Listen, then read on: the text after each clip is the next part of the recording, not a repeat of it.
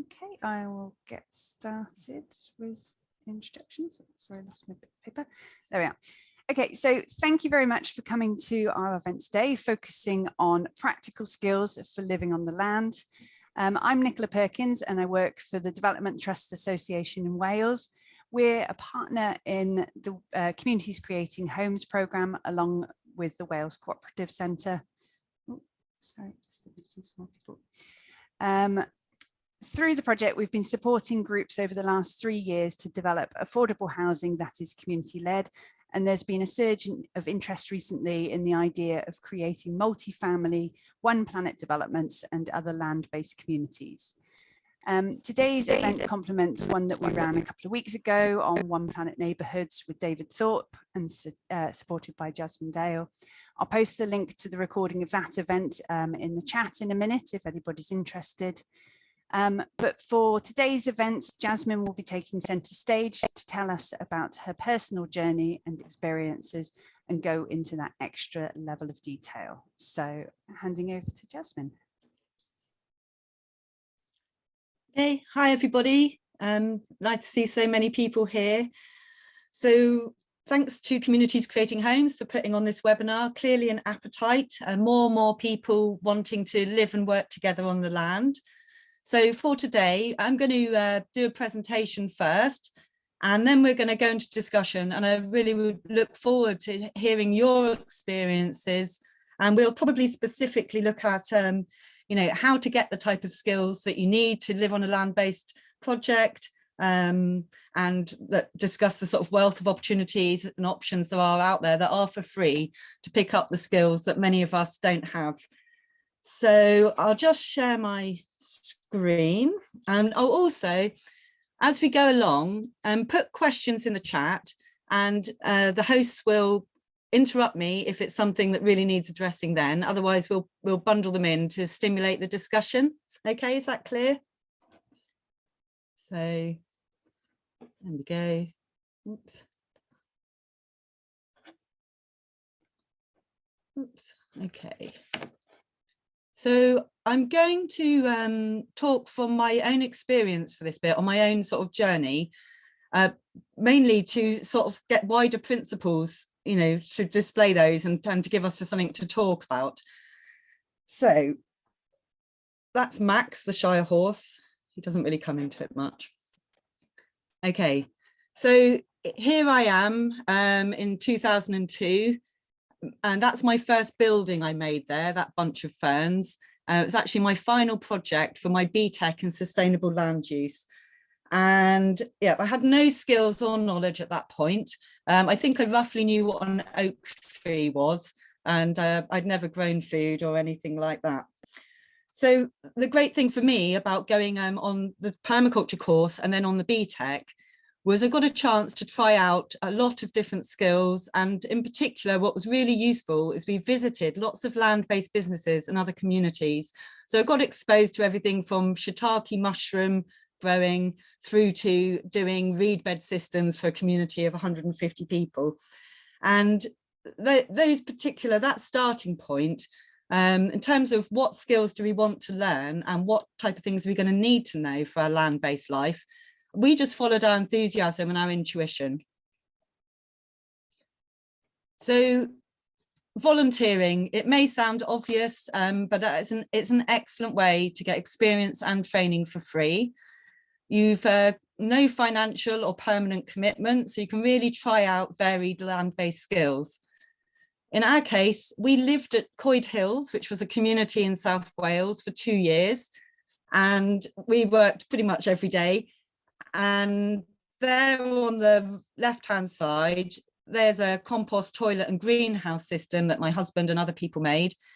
And having 2 whole years thoroughly immersed there, my husband in particular picked up everything from timber framing, stonemason, electrics, blacksmithing. You know, it really was a brilliant chance to learn lots of different things, a lot of skilled people around. And being there then, of course, led to a further opportunity, and we moved to another very small community in West Wales, which is pictured there with the roundhouses. And they were in particular round wood timber framing experts. So yeah. Oh, I would also say that when I was a volunteer at the Coed Hills, I'd never grown food before. And me and another lady were given a 1 acre field to make a community garden and a forest garden, which was these are quick learning curves when you get to play with this level of resources. And it also gave a chance to learn about coordinating volunteers, which can often come into land-based skills, because you start off yourself as a volunteer, and then before you know it, you are looking after volunteers. So from just that 2 years then, I mean, my husband is probably an exceptional person, but he went at the next community, like I said, again, we lived there as volunteers, and he was able to take those simple skills that he'd learned to build this house. So over a period of about 3 months, with only £2,000, we were able to skill up to this level, or he was. I was doing quite a lot of breastfeeding at the time. So I think that some of the pertinent things that led to us going from that level to this level was opportunity, which came from being involved with other people with these land-based skills and communities. Having a positive mindset, and particularly a can-do attitude, I think that really helps with this type of stuff. And in particular with building or land stewardship, I think that having a sensitivity to responding to the landscape and dealing with what materials and resources are there sensitively, I think that also really complements learning skills. And in our case, it was also necessity took my husband to this level, because we had 2 babies and we were living in a tent. So it's a great impulse to get clever quickly. Building skills and natural materials, naturally a land-based activity. Like I pointed out with the previous photos, natural materials do lend very straightforwardly, they're very accessible for learners. They lend to experimentation and very forgiving of mistakes. So here you can see, this is jumping forward to 2009, where we lived at the Lammas community for a number of years. And on the left there, those guys they're not woodworkers, they're just people, and they're making a timber frame with some supervision, but they literally did build our first roundhouse there as complete learners. So timber might be something, if you're lucky at your community or on your land, to have access to, and carpentry skills are always going to be very useful. On the right here, that was just another project elsewhere, but that's people making cob, which again, is very forgiving of mistakes. You can learn a lot very quickly, and largely you just need feet and mud. So that's accessible skill to start with. Thinking about stone and cob, I think most land in Wales particularly has mud and stones available, and you can play around with these and pick up skills with really hardly any tuition at all. The pizza oven there we just made in a couple of days, and just literally from the pizza oven book. Like I said, the materials are widely available and they're free, so there's no loss there. If you don't have to go and buy your stones from IKEA and assemble them, you just have to assemble them. Brilliant resources in terms of skills, because they're structurally very sound. So anything you want to make that needs to be strong, you don't have to bring in huge engineering skills. They literally do the job, and very versatile as well. You can see on the left there, that's again on that first roundhouse, they're just making a stone wall for foundation. And normally when you make even a shed or any sort of building, you are coming back to, you're taking the topsoils off, and there you find your stones. So it's very complementary activity. And particularly stone foundations, or knowing a little bit of stone walling, is very useful if you want to make a straw bale building, because you've got that drainage, so you can have breathable materials and it can drain out through the stone. Just say a brief word about lime and earth plasters. This is just some examples that were of how creative you can get with them with very low level of skill. On the left there, this lovely volunteer called David, he made that in an hour. I don't think he'd done anything like that before, the little tree. And on the right with a cob mix with some lime in it. So again, a nice finish, not a big investment and easy to play around with. And as you can see, you can't really do that wrong because you just smooth it over with your hands. So it's simple. A little word about straw bale building. You might have fields with your own straw, but if you're in a land-based community, you're very likely to be in farming country where there will be straw available. It's a very easy to learn technique. The little hut there on the left, I think, was a couple of £100 and about 5 days work. It's easy to learn technique. Our first house, we literally made it from Barbara Jones's straw bale building book without any expertise or without people around us who knew about it. It's low energy and high insulation compared to manufactured materials. So it's very good for sort of climate and nature outcomes. And it's really good practice for making bigger buildings and homes. So that pink house there was my neighbour at Lammas. She made that completely on her own, really, with no previous experience. And nearly everybody at Lammas made a straw bale building of a small scale of some type before going on to build the big house.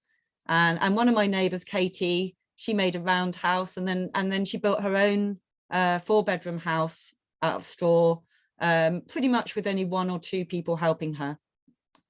It did take a long time. It took everybody a long time.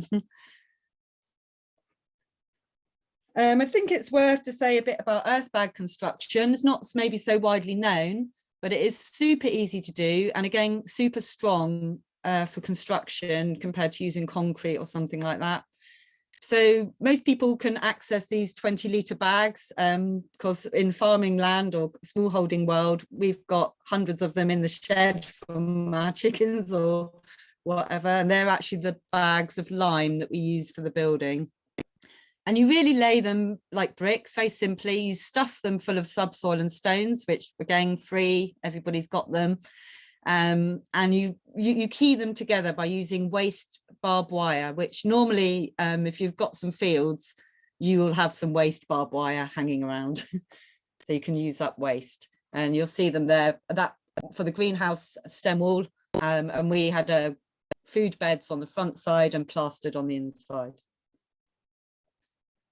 So all of the techniques I've mentioned, my main hope has been to inspire you with confidence that you could start from scratch and do some nice stuff really simply without much skill, and that you could quickly become proficient in those skills. Taking the Earthbag up to this level, or any of the techniques up to a big level, you are going to start being involved with professionals like structural engineers and with regulations, normally building regulations. So on the left here is a retaining wall.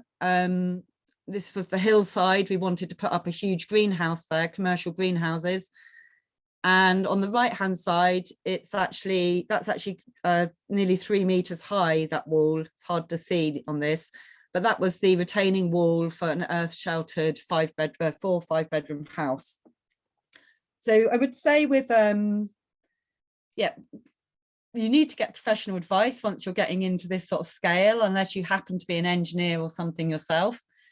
And dealing with things like building regulators, often any of the sort of land-based innovation building techniques are very new fields for them. And it's a learning curve for both sides. We learnt a lot from them, they learnt a lot from us. And that's just what you have to do. You have to learn about it together and go forward and be constructive. Also, my only main advice, I think, if you do go down a route with using natural building skills, using the materials on your land, is just to probably speak to someone who's already gone through that route with the regulations and the professionals, because they can maybe signpost you to save you a lot of headache and misunderstanding. this is just a little picture here to show you where that big retaining wall, where it was going. These sort of greenhouses, we had them a couple of times. They were £300. But you have to go and dismantle them, which is in itself a skill. You might even have to know how to use angle grinders and scaffold towers and stuff like that. And I'm kind of showing you it partly because it's nice memories for me, but it's also at this point, then we're integrating those early earthbag skills, the stone skills, and we're then starting to integrate it into rainwater harvesting systems and under the bed watering system, which you can't see there, but there was a lot of pipes underneath. And that was designed to supply passive solar annual heat storage to the big house that would have been at the top. So that's like bringing lots of different land-based skills, food growing and building and infrastructures together in one project. And it was on Grand Designs. So with a bit more emphasis now on the people involved. If you're in a community situation, there's a lot of benefits for once you're dealing with low impact infrastructures such as water systems and renewable energy. Even on a single household, it's quite a lot of work, but when you're doing it for a number of households, it really takes it up a bit in scale in terms of maintenance and the skills required. So having a number of people with different sort of aptitudes, different experience, more time on that, you've got more time to share these skills between you, and you can really learn together. So I'm using the picture here of the hydroelectric at Lammas, and it was an interesting one because it was a 100-year-old machine. There's only one other turbine like it in Britain, and that's at Balmoral Castle. And if you can take this bit in, the machine itself had 120 moving interfaces.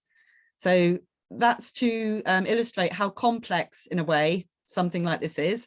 Also, luckily, it's mechanical rather than purely electrical. So that means a lot of people who are mechanically minded can get their head around something like that. And we found out for the 17 adults, there was about 5 people that together learned how to maintain that system and look after it. And yeah, it needs something like that, needs looking after every day. So that's really a benefit to have a group of you doing it. Similarly with livelihoods, whether you're a One Planet development or just looking to be a community on the landscape, land has a lot of materials, and so therefore you can get a lot of harvests. And if you look for synergies between what your land is actually good at making, rather than trying to force on it something that it's not suitable for, and then sort of blending that with the personalities around and people's interests and passions, and between those two, you get some nice products coming forward. And in our case, like the cheese up there, I think that was the culmination of my husband's cheese making career, because a hard cheese is harder than a soft cheese. Oh, well, harder, that's not a pun, but I hadn't thought of that before. And our neighbour had cows with surplus milk. So having cows, they didn't have time to make the cheese. And because we didn't have the cows, we had time to make the cheese. So with the meats, again, another way, if you've got to make a livelihood, it's a good way to add value to products. They are very fine salamis and things like that, which would be very expensive if you bought them organically. And that making the meat was more like stuff that quite a few households learnt together, how the techniques. And also woodland management. If you're lucky enough to have a woods, you'll be managing it from the start. Otherwise, you're going to be planting it probably and starting to manage it, say, somewhere like between 3 and 7 years in. And again, it's a difficult thing to do alone. And so, yeah, having a group of you with different skills. I mean, we had chainsaw people who would cut it down, and then people like me would pull it out because we couldn't do anything with machines, we were useless. So there was a blending of skills there.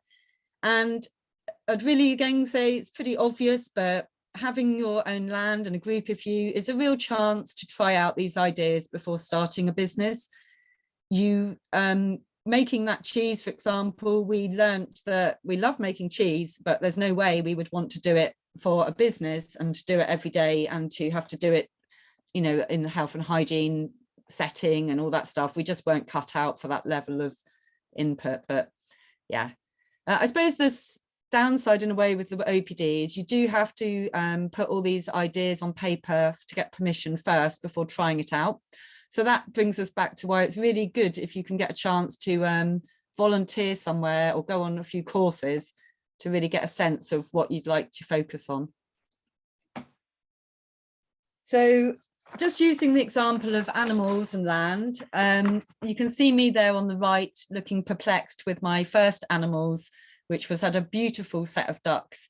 I had probably like, I don't know, 100 slugs to every 10 centimetre square. So I got the message, if I was going to grow food, I better get on the duck stewardship.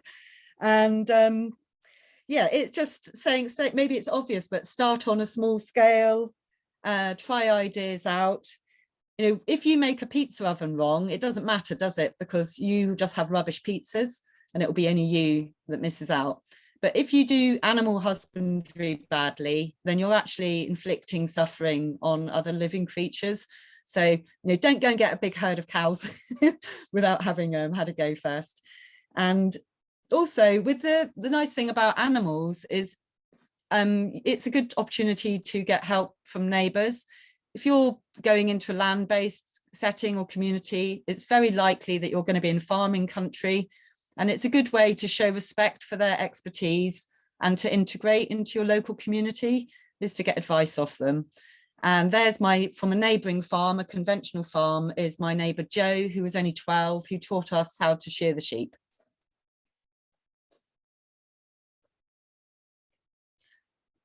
Using the animals still to illustrate another point is the idea to know your limits and to accept feedback in what you're doing when you're learning these skills. On the left there, a local CSA needed somewhere to park these huge pigs for a month. So we're like, okay, we've got a field, let's have the pigs. And I can tell you it was absolutely terrifying. They were bigger than a sofa, each one.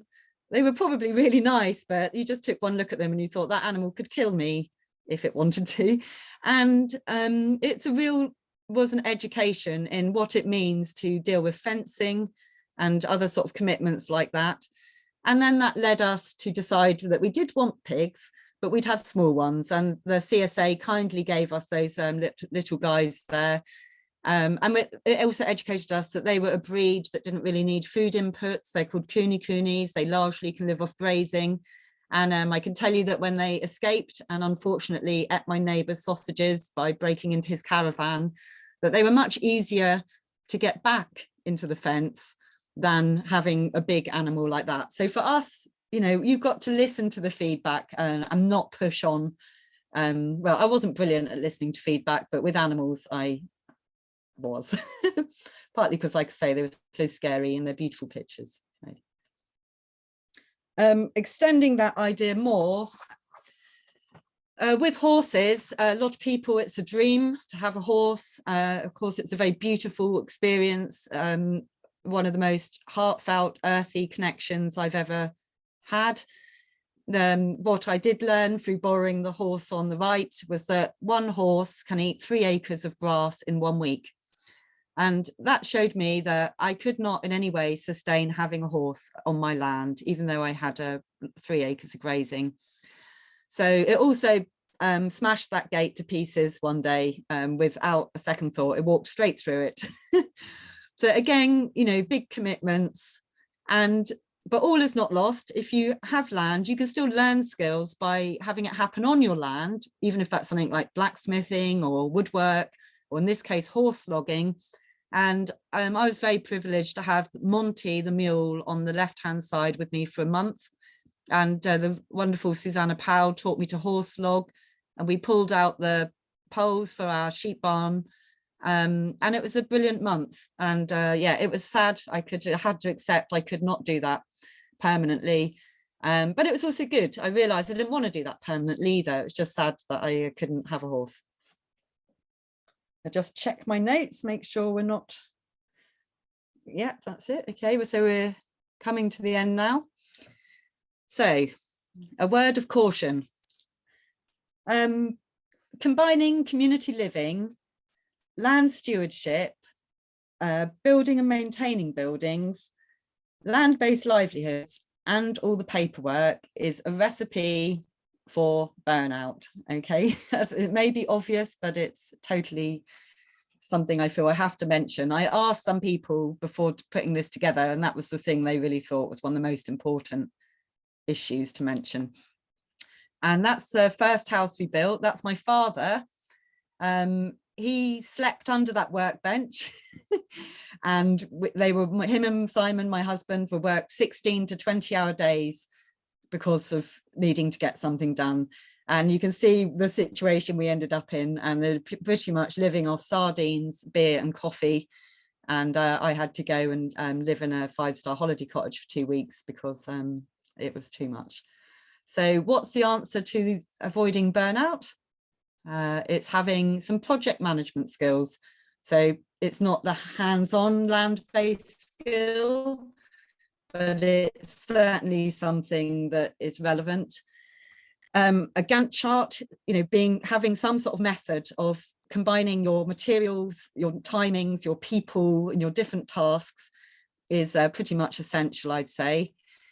For us, we used to manage the complexity of everything that we were trying to learn and do. We used permaculture design techniques and toolkits to work stuff out and to prioritize things. And that little blue diagram there, that's to remind me to say that it's really useful when learning these skills to have an action learning cycle. And what I mean by that is where you have some way to reflect on what you're learning, what went wrong, what didn't work, and then to feed that in so that as you go on, you get better and that you're less tired out. Okay, so that's the end of my presentation. Good. So people mostly look like black rectangles, but that's okay. I can deal with that. So Nick, have we got any questions in the chat to start off our discussion? No, we don't at the moment. Okay, thank you. So would anyone like to put their hand up, and any questions or comments? Otherwise, I'll stimulate us with some questions.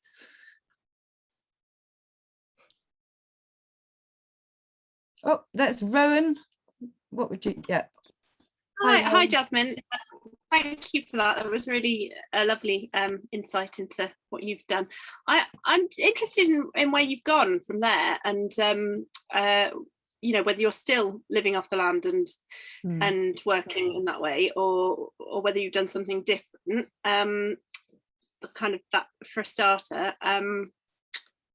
And I did have another question, but I've got baby brain, so I forgot what it was. Okay, well, I'll answer that one and we'll see if it comes back. Well, we, not meaning to be dramatic, but 4 years ago, we had a massive house fire, and the house we were building for 6 years burnt down. And so I left the Lammas ecovillage. And so, yeah, basically been a process of recalibrating everything. Totally exhausted from living like that for 17 years. And what has been really good though, and I'm much older now as well, aren't I? I'm nearly 50 now. I was a youngster when I started off. So what's been really good is the design skills and the frameworks and the permaculture stuff I've been able to transfer, and now I'm lucky to work for people like DTA Wales and Social Farms and Gardens. And generally I'm mentoring community groups. And so that's actually really good for me. That's perfect for where I want to end up. And I'm just about over the trauma of losing my last garden, and I do not use that word too lightly. And I'm just starting to grow my own food again. And that's it. Yeah. Jasmine, we've got a supplementary question linked with that from Rihanna, asking basically how flammable straw bale houses are and comparison to sort of regular houses? Yeah. Okay. With straw bale, it's quite straightforward. Just like kingspan, which is a normal insulation material, it's very highly flammable. Kingspan is very highly flammable. It's very hard to burn a straw bale. You could try it yourself at home. It's like so packed tight. It's very hard indeed. And in the case of building regulations, you have to have a 1/4 inch of plaster to protect it. And that's the same regardless of whatever material you're using. So just say that because it is important to know. And also in our case with our house fire, the straw bale walls and the cob walls did not burn. It was just the roofs, all the roofs burnt. And the fire chief actually had to knock the walls down because he was concerned that if an ember had got in, it might smoulder over some days and reignite. So yeah, they're not flammable at all, basically, especially if they're protected by plaster. Brianna said, thanks, it's more to reassure worried parents. Yeah, and you can, you know, people like Barbara Jones, she built a hospital in Leicester out of straw bale houses. I mean, out of straw bales, sorry, not out of houses. You know, so they've been used in conventional construction more and more. And yeah, it's the same regs, 1/4 inch of plaster. So this is a question from Zach, but I'm just going to ask Rowan's, the other half of Rowan's question, just asking, did you have a land-based business? Yeah, so my one, this is I'm not a very good business person. As I was under a similar permission to something like OPD, it was just like, you don't have to actually produce that much money off the land to fit into that. So mine was, it was an edible perennial plant nursery. So the important thing is not so much what my business was, I think the best thing I learned from mine was I looked at what I wanted to do to the land, which was repair denuded fields with agroforestry techniques. And then I used permaculture tools to say, well, what yields does that give me? So the type of plants I wanted to recover the land with are all things that readily you can take cuttings from or that spread themselves very easily. So things like whether it's willow, blackcurrant, strawberry, mint, all those things, they regenerate the land, they cover it, they give you edible yields, but they're also really easy to generate plant stock from. And so that's where I got the idea to be a plant nursery.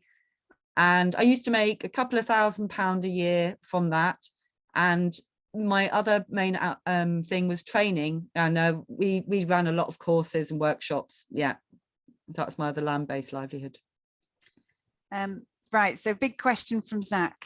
What is the best way to purchase land and form an OPD community? So obviously the resource that we produced with the last webinar would cover some of that. Claire, are the resources going to be posted on the Communities Creating Homes websites? Yeah, we're going to add them to our resources page. So if you attended the last workshop, you should have a copy of that already, and I can send it out again after today, but we are going to add them onto the resources page of our website. Yeah. So we'll make sure everyone has the link. And I should just mention that today's webinar also comes with a resource that will circulate probably tomorrow morning, along with the recording for today's session. So yeah. Jasmine, did you want to share any words of wisdom around the best way to purchase land and form an OPD community? I don't know what the best way is. However, I think a good way is really just to go and get involved in it. I think if you are going and visiting places, volunteering, you will start to get leads, and you'll start to understand the differences between what type of land to buy or not buy. On things like Facebook, there's quite a few people seeking to make these type of communities. I think Claire has posted up before the links for that, but there's Kate here from the Witchwater community wanting to settle in South Wales. There's the Phoenix Tree community, that is a home ed group that's in South Wales. There's another one called, I noticed, I think it's called Sustainable Living on the Land or something. There is, I mean, they're probably good places to go and start talking to people. And particularly on the One Planet Council website, there you've got huge numbers of people discussing how to meet the application, what the latest rules are, and that type of thing. I'm not totally up to date on the policy, but to me, I'd say there you can find out a lot on that One Planet Facebook page and on their website, where they have all the management plans already on there of people who've got permission. And usually at all those places, they're having volunteers. So if you go and stay with them for a week, pick their brains. And another element is, we've got this weird thing where we're piloting ourselves in, usually from England, into established rural communities. So it's just to say, like, why not go and live and work somewhere where you actually want to be, and then take it from there? To me, that sounds a sustainable, resilient, sensible way to set off. Yeah, hope that answers it. Yeah, and that's certainly the way that Phoenix community are moving forward. I was just going to say, if anybody is part of a community or looking to set up, if you'd like to post your link in the chat, then please feel free just to share who's here. Can I just add something to what Jasmine just said, because I feel very strongly about that. I think it's really clear. I've lived in West Wales for 10 years, and I'm just about to buy a bit of land and hopefully do an OPD on it. I'm very excited about it. My partner's lived here his entire life, and he's until now he's felt like he's never ever going to be able to have a home of his own in the community that he grew up in. And luckily, with buying a piece of land about 3 miles from where he was born, which is incredible. But I think there's a real feeling amongst a lot of the communities here, particularly young people, particularly people under the age of 30, who just feel like there's no way they're ever going to be able to afford to buy housing out here. And I don't think it's just, OPD definitely isn't the main culprit of this. The main culprit is, people buying up second homes and the house prices rising. But I think it is a really important thing to start trying to embed yourself in a community before you decide, right, I'm going to move there and do that. Yeah, I think that's a fair comment. Yeah, absolutely. Yeah. Okay, so there's a comment from Anja. She says that she's not worried or overwhelmed by the actual build, but is concerned about the regulations. So what is the best way to go forward and to find out more?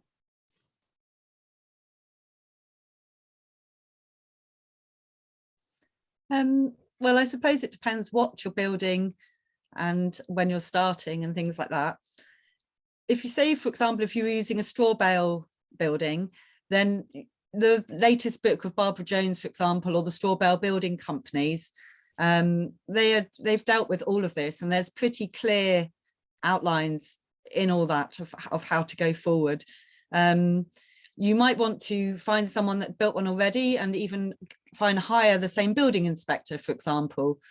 But the basic principles are the same, whether it's an eco building or a normal building. It's got to be structurally sound, fireproof, rodent proof, and these things. And you have to start using your systems thinking brain to think, how do I meet this? The confusing thing with the regulations is that apart from the first principles, they have another layer called the approved documents that pretty much only pertains to very conventional concrete sort of bungalowy type houses. So that bit, the approved documents, that doesn't, don't get put off by that, because that assumes a house of a certain materials. Yeah, so have I answered the question there, Nick? I've got no idea. It's minefields, isn't it? It's so much information out there. Do you want to just tell me the question one more time, and I'll just double check? I can ask it in person. Sorry, I was shy there with my question. No, sorry, I didn't mean to sound arrogant in the building side. I was just in my country, in Scandinavia, kind of timber buildings are very common. I grew up, my dad building timber houses, and learned from him the skills. And there's never an issue with building regulations and things like that, or planning permissions and things like that. So I guess it's just a bit of an overwhelming subject in general. But I think you answered the question anyway when I'm looking at the OPD. So I'm going to look into the council website. So thank you for that. The previous answer answers my question partly. Thank you. Yeah, and there's the other thing of rather than doing completely self-build, I don't know the name of the company, but there was a lad called Hassan who had a company, and he would come and build the walls with you, with volunteers. So it's much a cheaper way of doing it than having someone do it for you. And those people have been doing this now a lot. So they've worked with all the building regulators, all the planning authorities, and that's what I mean. They've carved the path through. So yeah, you get advice from someone like that maybe, and yeah, I think it'd be good. Okay, another question. I'm really sorry, I don't know how to pronounce this. Is it Gukek? Our question is, do you have a suggestion on how to start from scratch in terms of if you don't have enough resources to buy your own land? And then there was a sub bit to say this is starting from scratch with kids, basically as you did. Yeah, well, I would like to open this one up to anyone else to comment on. All I could say is that for us, when we had no savings and no land or anything, is we went and were living volunteers at a community, and that's where we started. And from that, we got the next opportunity, and then from that, we heard about the Lammas project, and then and so on. So, yeah. That's the only route I really know is to go and get involved in something. And there are a lot of communities in Britain where you don't need any capital to get involved. You just go there for a trial period. I can think of a couple near me where you live there and you're reviewed every few months. And then at 1 year, you can become, if you're accepted, you can then become an equal member. And you don't need any tens of thousands to join in because you pay a rent and you're allowed to live there for the rest of your life if you can continue to pay the rent. So that's another route. I think if I had no money, because when I got, after the 4 years volunteering, my mum died, I got £30,000. So that enabled me to buy the fields and convinced me to go down that OPD-esque route. If I'd never had that, I probably would have ended up going and living in an existing farm and just, paying rent. So, but anyone else, maybe has anyone else got any advice on starting from complete scratch with young children? Rowan maybe has there. Hi. Yeah, I just we're kind of starting from scratch at the moment. We do have the money to buy the land, and we have got a bit of money to put into it. And I think I've got a lot of friends that are doing OPDs or have done an OPD around this area, and I'd say that there's a real spread of people, ranging from those people who have literally just scraped enough money together to buy themselves a piece of land and don't really have enough money to actually put their infrastructure in, to people that have got lots and lots of money to throw at it. And I think it's that triangle, the time, I can't remember, it's time, effort, money triangle. And so if you've got lots of time and you've got skills, yes, time, skill, it's time, skill, whatever. Anyway, so if you've got lots of money and lots of not much money but lots of skills and lots of time, I think it's okay to not have loads of money.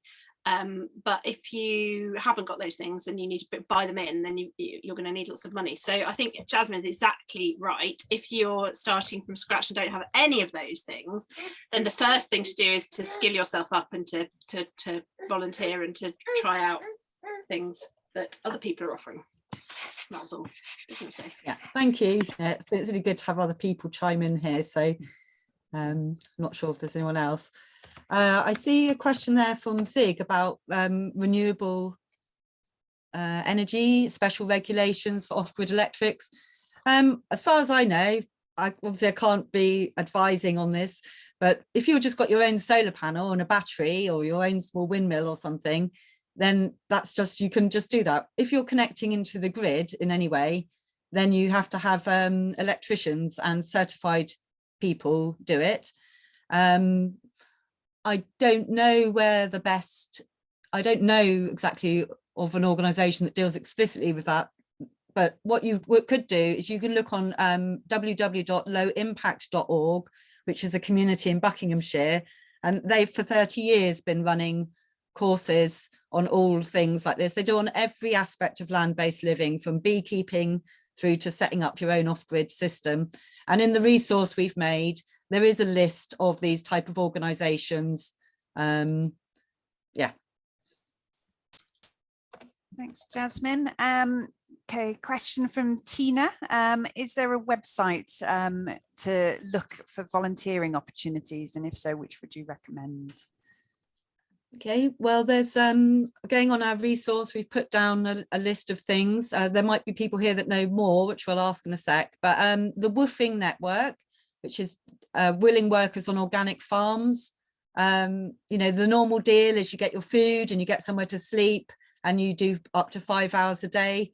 Yeah, you pick it, there's a description of the place and what you'll be doing. You know, you might be doing cob building or beekeeping or food growing or whatever. So that's a straightforward place for volunteering.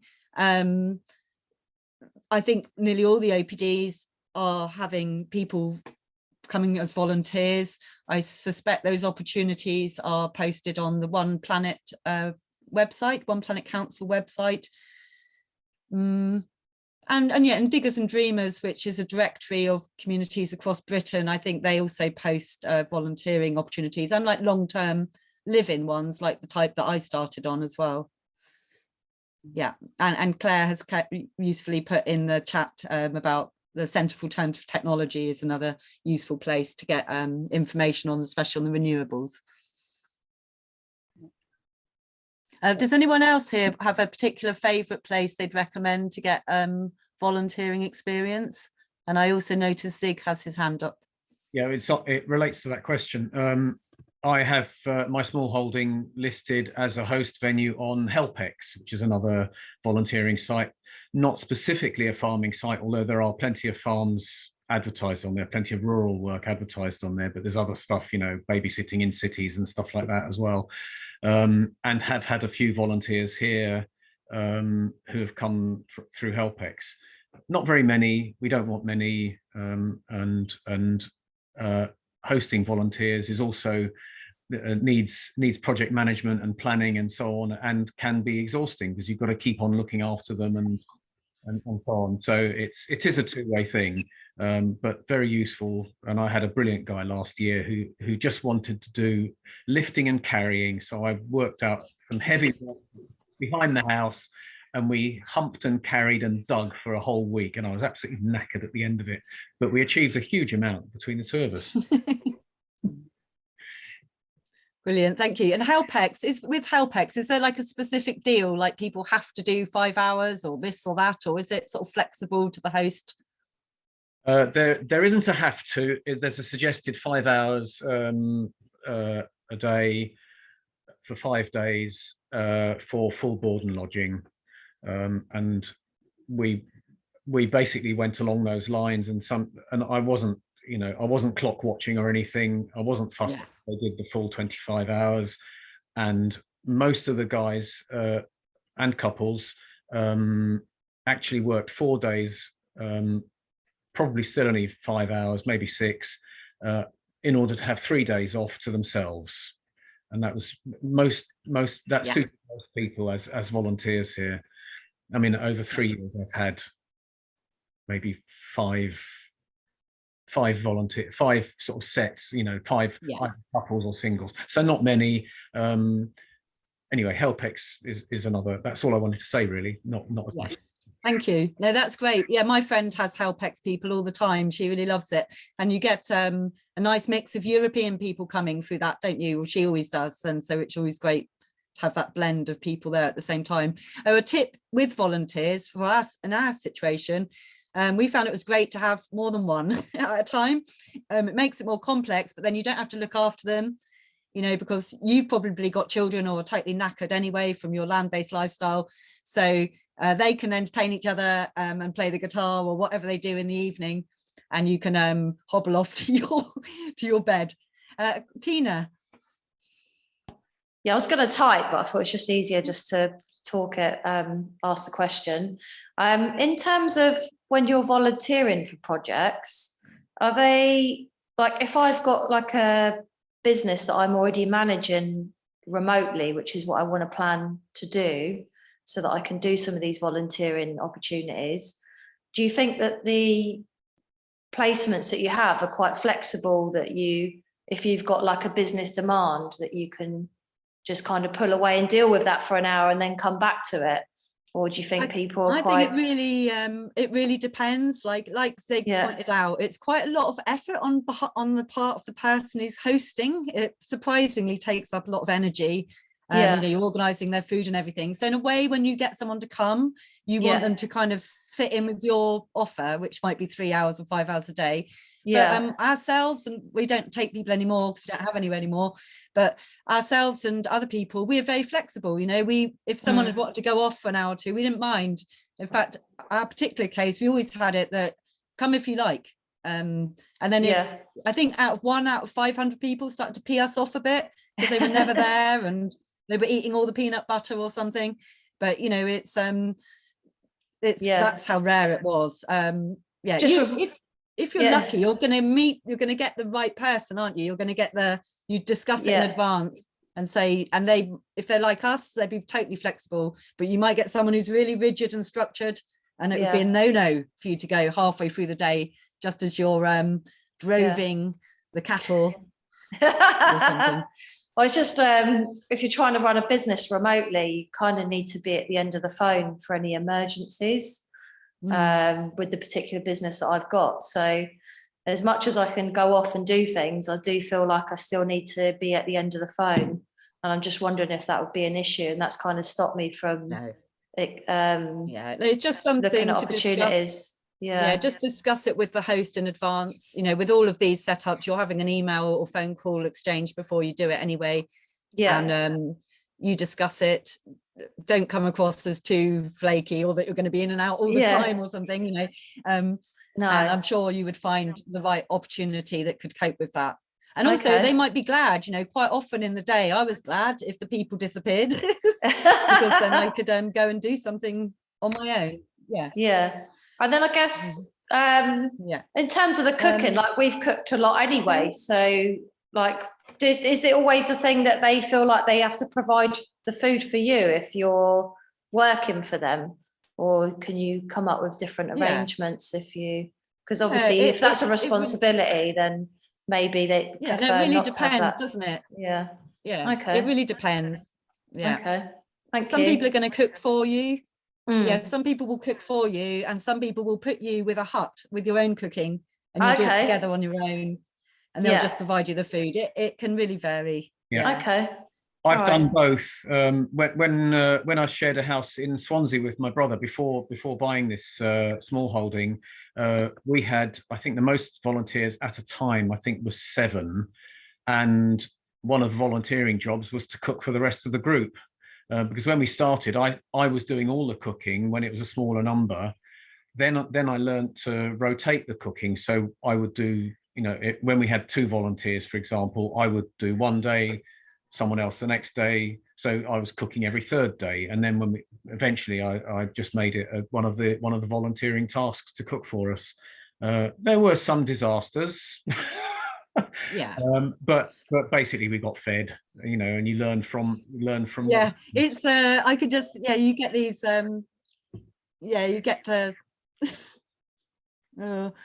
you just brought back to me mind of like sort of various 17-year-olds coming who'd never cooked before, and you end up with like 8 kilos of boiled chickpeas to eat, and or something like that. But anyway, that's not really a land-based skill. It's connected, but it's so you'll find your way, Tina. You just find the right person and you're going to find your way. You're obviously a decent person, so you'll be good. Oh, thank you. And thank you, Zig, for that. Yes, Nick. I'll just mention a comment in the chat, or actually I might invite Alan if he wanted just to mention it himself. He's just sharing his experience of when he was a volunteer at the Centre for Alternative Technology. Oh, there we are. He's popped onto video. Yes. I'm here and listening to everything, Sandy. Yeah, no, I was a volunteer. As I said in the chat, it was quite a long time ago, but it still operates a volunteer scheme. I was an information volunteer actually, but also working mostly in the office, and learned a lot about renewable energy technologies, building kind of a wide range of different subjects. But then also got the chance to do some volunteer gardening, which sort of created an interest in organic gardening for me, which I then developed doing woofing for a year or so. So mostly weekends and things like that, rather than kind of long-term placements. Went to visit Robert Hart's forest garden, which was really incredible experience. And yeah, I had a lot of formative early experiences traveling around and visiting different people. Yeah, so I definitely recommend going down a volunteer route. I kind of be a little bit cautious about who you're applying to, and try and get some personal recommendations from people if that's possible, because there are some places that are not so good to volunteer at, I think. But yeah, and don't do it for too long. I think I volunteered for about a year in total, unpaid, and then it was starting to get a bit kind of too much, a bit frustrating, and you need to earn a living. I was also an organic grower for a year on one of the first box schemes in the UK, near Machynlleth, on a piece of land that was owned by Robert Plant, the rock guitarist, which was quite an exciting experience, but unfortunately incredibly badly paid, and something that didn't work out for me in the long term. And I kind of switched to being more office-based, which a lot of the time I regret, but also there's good reasons for doing that. So if you can create a balance over your life between doing the things that you love, with the organic, the outdoor work and the practical work, and making a living that's kind of sustains you, then that's optimum sort of approach, I'd say. Yes, it's some interesting points there, because one, like Alan, those early volunteering experiences, you know, there's such rich learning grounds in some ways, and those things have informed me for 20 years since, and opened up passions, like you said, like with you, the organic gardening or different things. I am surprised that Robert Plant, Led Zeppelin, that he wasn't really wealthy and couldn't pay decent wages. I'm surprised at that one. Well, no, just to be on Led Zeppelin. The setup there was that he gave us his land for free, and we grew vegetables on it, and we sold them locally through a box scheme. So no, there was no sense that he was paying us to work there on low wages. But yeah, that in fact it was very, even then 25 years ago, it was quite hard to access small plots of land, which I think is still the case in Wales. Yeah. I also think that thing that you were saying there about that after a year or something, so you got, you know, sort of had enough of it, because you do get some people say, oh, having volunteers is exploitative, or, you know, this or that. But I think it's a two-way thing. You know, the people get the labour, and that the volunteers get a huge amount of insight. But yes, there comes a point, doesn't it, where it's actually the balance has shifted, and you've gone from starting to learn these skills to actually wanting to do it for yourself or needing to earn money. So for me, those first 2 years at Coed Hills, you know, I worked with 2 new babies 6-7 days a week sometimes for free, and provided our own food. But for us, it was a good deal, because we couldn't afford to rent anywhere. We didn't want to rent anywhere. We wanted to learn the skills. So it was a good deal. By the end of that 2 years, I'm like, I wouldn't mind to have a house. And then, you know, the next opportunity came where we could build the house. And then after that, it's like, I want to own this place rather than have to do what the owner says all the time. So it's a shifting feast, isn't it? It's a movable feast. There's just some points where it's good for you, and other points where it becomes a drag and you just want to be doing it for yourself. It just depends what age you are, what stage you're at. And it can be, you know, we had a lot of people come to us who were in their 50s, who are changing from having had a really serious career. And so for them, it was freedom. And, you know, for them, it was a great deal. And we didn't give them food either by that point, you know, because we couldn't afford our own food if we were giving them food. Yeah, so it's a very relative experience. Anya, have you got your hand up deliberately, or is it left over from last time? Not left over, no. Okay, yeah. Just waiting for my turn. Yeah. Just from what Tina said, and also there's a couple of people who are interested in volunteering. We have sort of a 26-acre community forest project going on here in Mid Wales, and I think we are sort of having volunteer days and also skills days. So it doesn't necessarily mean like a huge commitment of over months and months. So we've done hedge laying, scything, things like that. They've always been like for a day, and they're always free. They've been for a day or a weekend. So I think it's kind of important to kind of remember as well that you don't have to necessarily do really. You can do shorter things as well, and skills projects. Yep. Just wanted to add that. Yeah, thank you. That's really useful to flag that up, because we've gone into this whole long-term commitment volunteer thing, haven't we? And if you want to post in the chat your place, if there's opportunities for anyone here to sign up for one of your volunteer or skills days, that would be great. Yeah, so still lots of black rectangles, which is fair enough. Wondering, has anyone else got some different aspect of this they'd like to bring in or want to comment on the conversation so far?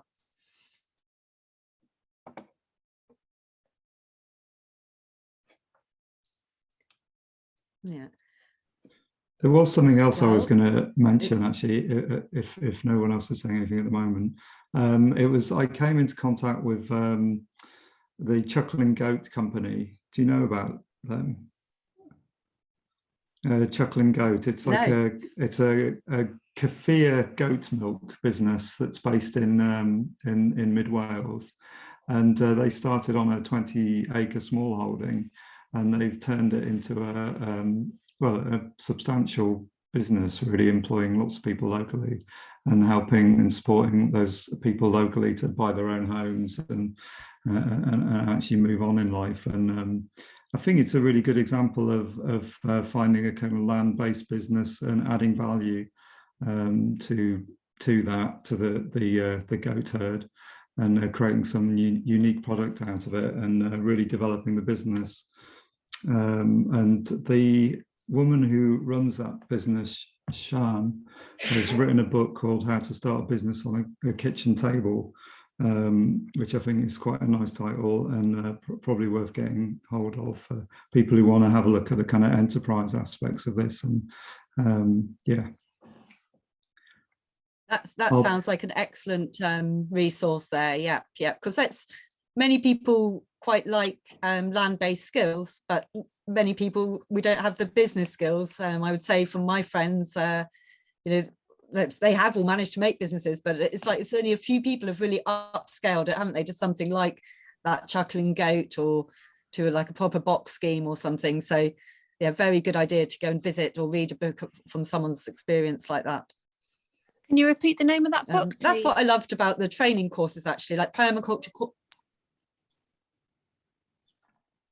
Sorry, yes, yeah. It's I think it's called How to Start a Business on a Kitchen Table. I'll just look it.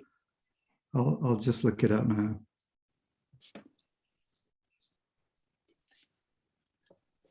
Yeah, one of the good thing about like sustainability courses and permaculture courses is you normally get taken to visit quite a few people who've got a land-based business going, the beekeeper, the veg box person, and so forth. And they've always got really excellent talks to tell you the challenges, opportunities, their top tips.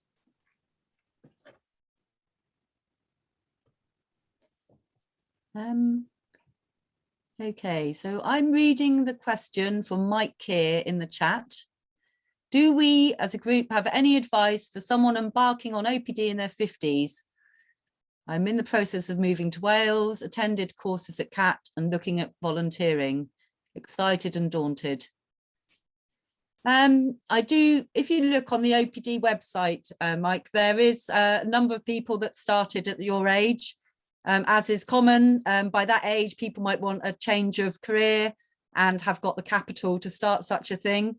I don't know the name of the people exactly, but they are based very near Mine Clochog or Llangolman.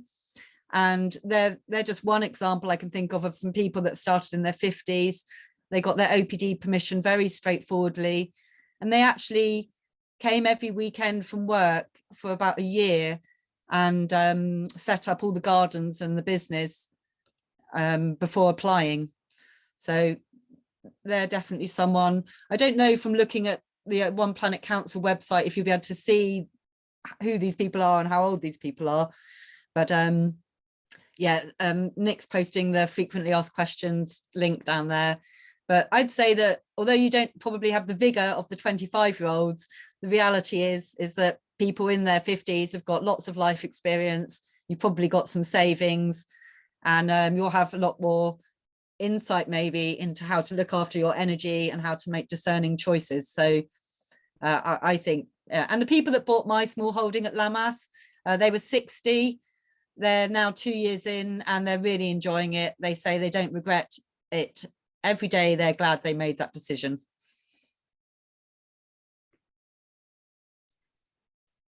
There's just a comment in the chat from Martin highlighting that there's a soil regen summit online on between the 15th and the 17th of March, and he's popped the link in the chat there.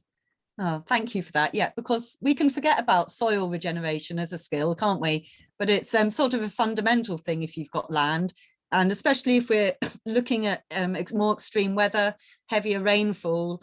Then even I can see in my garden here that the last few weeks it's basically eroded the lawn, you know. And so to have good soil management techniques and preparation, that's an excellent skill to start getting some information about before you set off, and once you're underway as well, obviously. Yeah. So there's no additional questions in the chat. Do you want to pose any more topics of discussion, Jasmine, or just, well, we'll reopen it up to the floor if anybody wanted to suggest anything? Yeah. I think some of the questions, I was like, how and where to get experience and skills. I think we've covered that quite fairly well here. I had thought about identifying which skills and in which order to prioritize. For example, if you're landing at a farm or in a group of you, I suppose that's pretty obvious, isn't it? You might map what was most essential to know and what suited the individuals involved to get to know. Because if you're in a group, some of you will be bringing skills to the table. So yeah, let's just open it up to anybody else to share their experience or for their thoughts or reflections, or maybe let's even talk about something a bit more fun, and what type of skills do you have and would you like to have? That would also be interesting.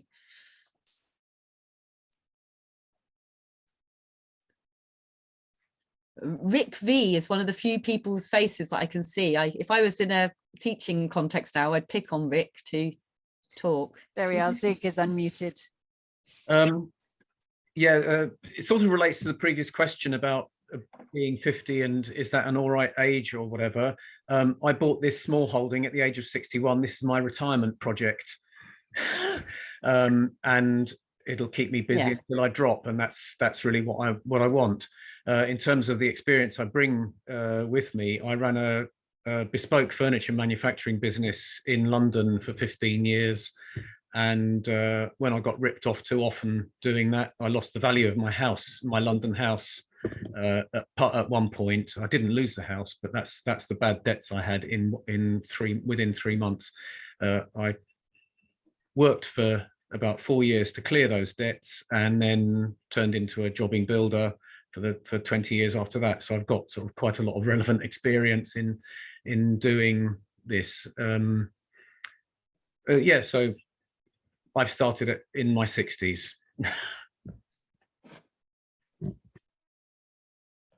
Good. I think we're going to be fueling people with confidence to start at whatever age.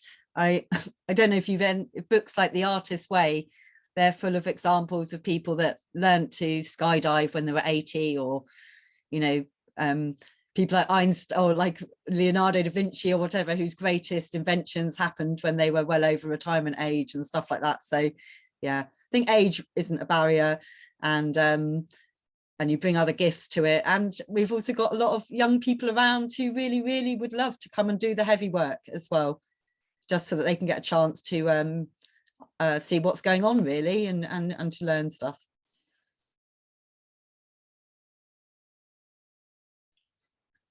Oh yeah, look, he's just doing the artist way. That's what he says, which is exactly what it challenges you to say, what would I do when I was 50? What would I do when I was 80? And it's a good challenge. What about training courses then? Has anyone been on a particularly good training course? Like Anya's scything days and stuff sound very useful. Has anyone got particular things they felt they learnt a lot from?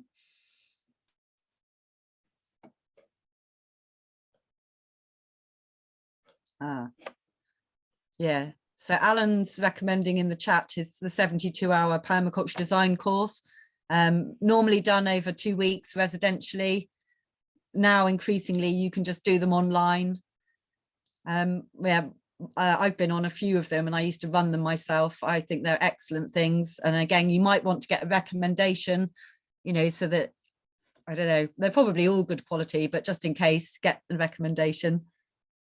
Although I would say there are benefits to going places to do courses as well, because you get that additional inspiration. And I think I did my permaculture design course over different weekends, and we went to different venues. So we got a lot of experience seeing different places and being able to interpret their landscapes. So that was really helpful. Yeah, totally agree with that, and did mention it before, but on those courses you will get taken, like Nick said, to lots of other places and hear their experience, and then you combine all that together and draw your own conclusions. But it also, the permaculture design course probably will give you a good basis in all the project management type techniques as well, really, because you're there, you've got a strong framework of how to manage lots of different factors. That side of it's not always taught, but it could well be. Oh yeah, we're having the Graham Bell's online forest gardening course.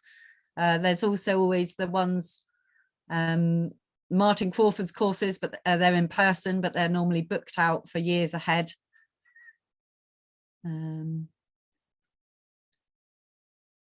Yep, there's some people listing all sorts of things in the chat. Sarah M has a question. If you'd like to unmute and ask it, that's fine.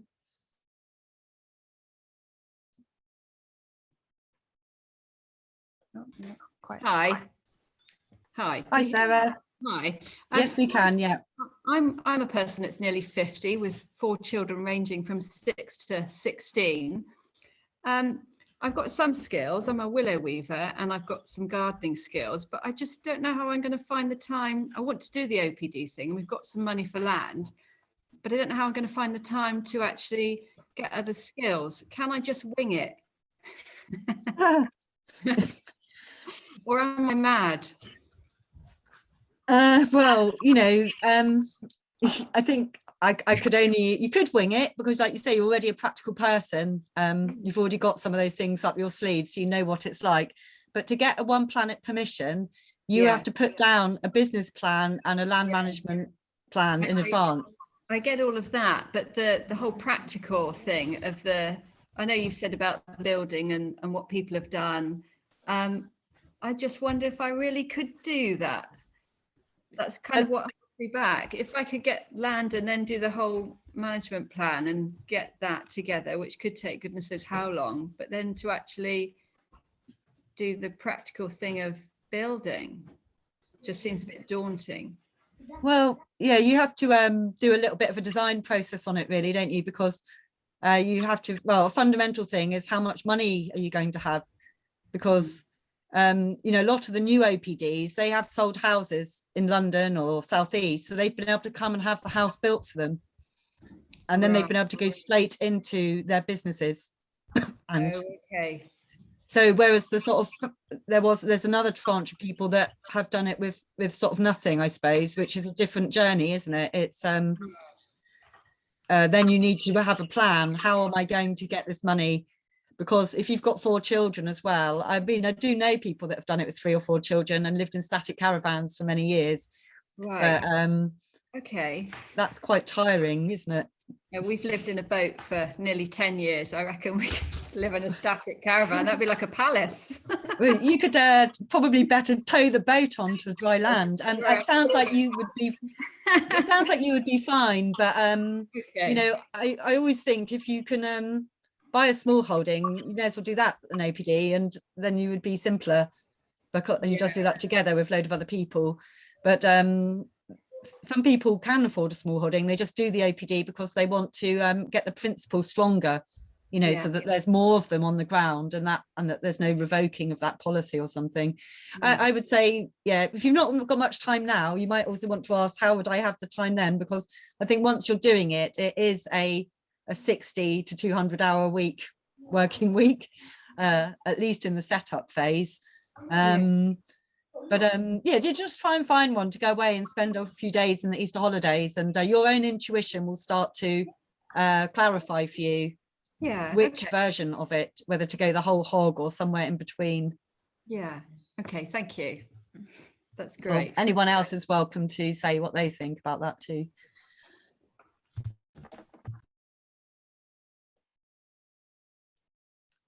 Have to scan the rectangles to see if anyone's got their hands up. Oh, there we are. Rick has put his hand up. Rick. You didn't even have to point at me this time, did you? Yes, thank you. That was wonderful. So our journey is quite recent. We got interested in sort of land-based communities through an organisation called Wild Horizons. I think Nicola might be familiar with that, which has kind of now changed into something else, away from a land-based community. But Lisa and I have kind of at the moment thought, well, maybe the way to go about it would be to maybe find a town where we'd live, say, find somewhere to rent, but then have a bit of land with a community where you grow food and do other things, rather than have the additional hassle of having to then build a dwelling there, but just you know, having a space where you do things and grow without actually having to live there. So are there examples of that you know of? Yeah, apologies. You were breaking up a lot for me when you were speaking, so I grabbed parts of it. So if Nick or Claire wants to save me, that's fine. But otherwise, I'll do my best to answer the bits I heard. It was just about land on the edge of a community, wasn't it? And then living within that community. Yes. Yeah. I think it's very much linked with David Thorpe's vision for the One Planet communities, isn't it? That it would be very much intrinsically linked with a local community rather than being quite as rural. So yeah, Jasmine, can you offer any insights on people maybe that have done those type of things? Rick, do you mean, did you say not living on it, just actually having the land-based project there, but living at your own house?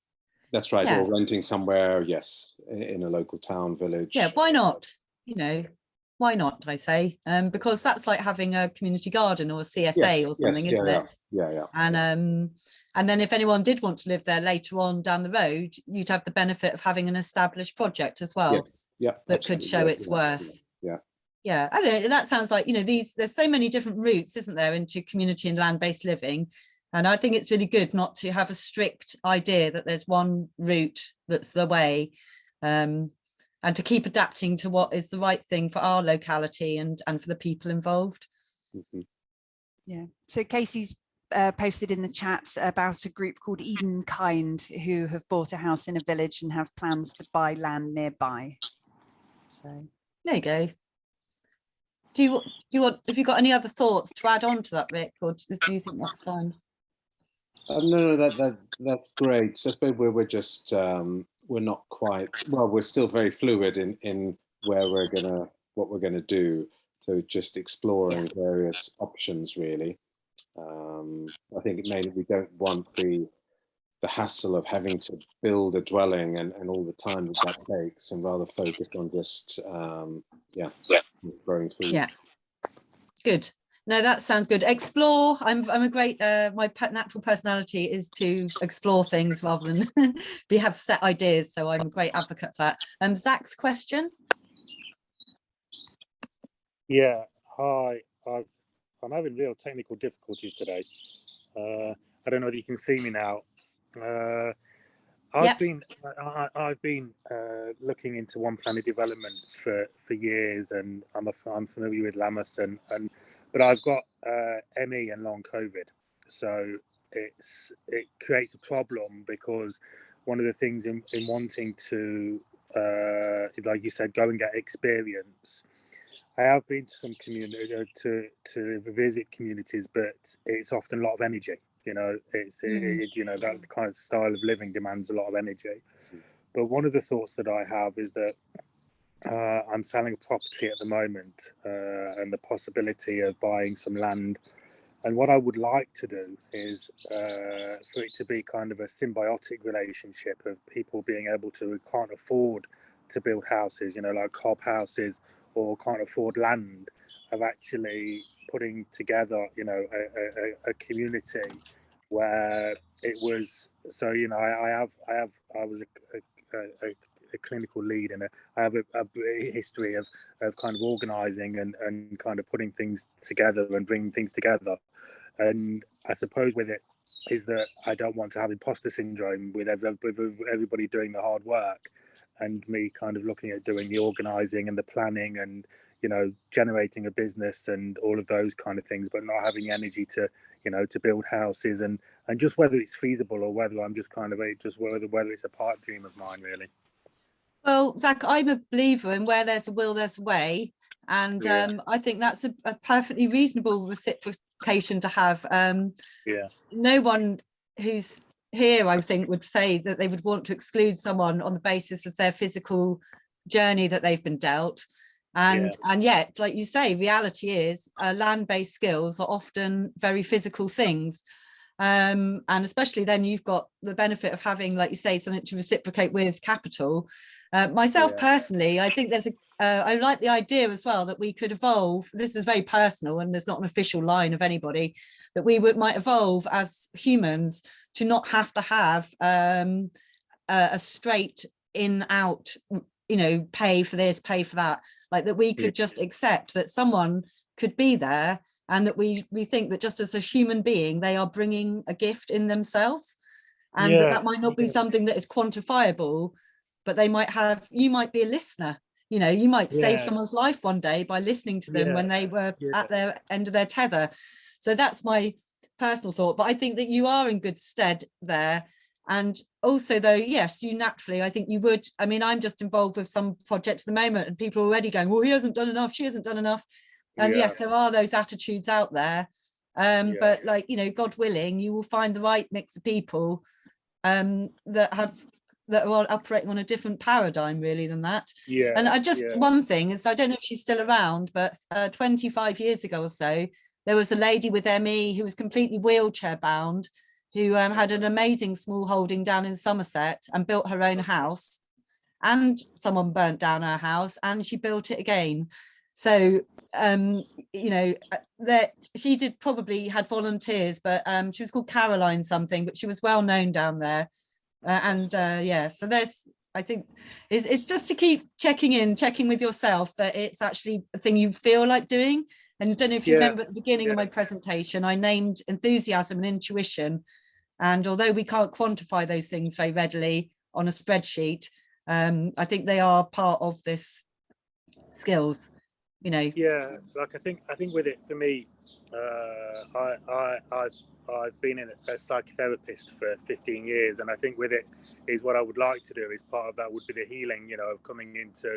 I've lived in Wales at different times throughout my life, and found the environment, the land very healing, the place, very healing. Hard work, and when it rains for 30 days straight, it can be a challenge. But I think with it is that, I suppose with it is that, whether it's just putting those things together, and people being able to see that, by sitting and listening and being part of that healing process, you know, it's just as important as, you know, lifting tons of, you know, ton bags of soil and stuff. Yeah. Yeah, and well, we're really pretty much near at the end now, so Zach gets the last word, I think. And thank you very much for that. But that's a nice way to end, isn't it? Because you're like in conventional terms, you're in a marginal position there.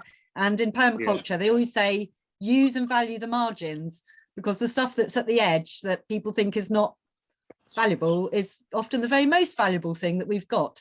So that's a nice little quirky ending there. And also there's also, when you're talking about lifting bags of soil, remember ropes, pulleys and levers. I have seen amazing things happen with those. I don't know how to engineer them, but it's you can lift a lot with a pulley. Okay, so we're really at the end. I think that's, you know, a lot of black rectangles, but really a rich discussion. I've a lot of food for thought for me there, and really thankful for everybody's input. There's a huge host of stuff in the chat going on. There's Communities Creating Homes. We'll put together the links and you'll get the resource, which just expands this discussion into some other elements of these topics, and also has a list of places to get further training and opportunities. Claire or Nick, would you like to say any final sum up? No, I'd just like to say, well, thank you firstly to yourself, Jasmine. It's been a fantastic personal insight. There's so many, so many comments within the chat to say that what has been discussed here is inspirational. And I'd like to say thank you to those that have shared their stories and experiences as well. And again, there's a lot of support in the chat to say that people have really drawn inspiration and support, I think, for what they're doing. It's having that mindset and knowing that other people have been through similar things or are going through similar things is very reassuring. Yeah, thanks. So, yeah, a lot of gratitude there for the CCH putting this on, so thank you. Claire? Just to say that you know, OPD is one part of community, can be one part of community-led housing.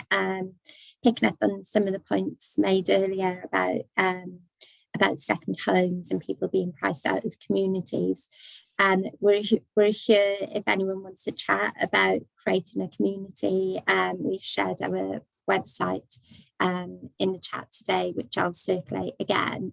But by all means, you know, contact us and have a chat. We've had Casey and Alan on the call today, who are accredited advisors as well as myself. So we are here to kind of have a chat and help you scope out creating a community and looking at different ways of making it right for you, whether that's OPD or something else. So we'll circulate all of the information after today. But a big thank you to Jasmine. These events, this OPD webinar, basic webinar, and the last one have been incredibly popular.